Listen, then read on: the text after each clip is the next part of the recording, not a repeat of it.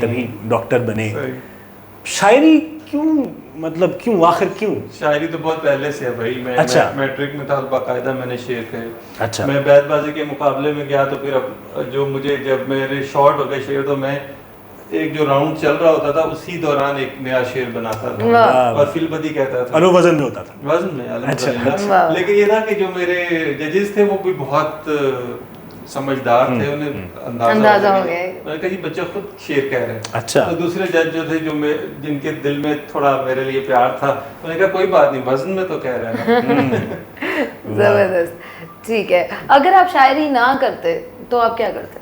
Doctor? शायरी नहीं करते तो बाकी सारे काम तो मैं कर रहा होता। अल्हम्दुलिल्लाह डॉक्टर हूँ मैं, हस्बैंड भी हूँ।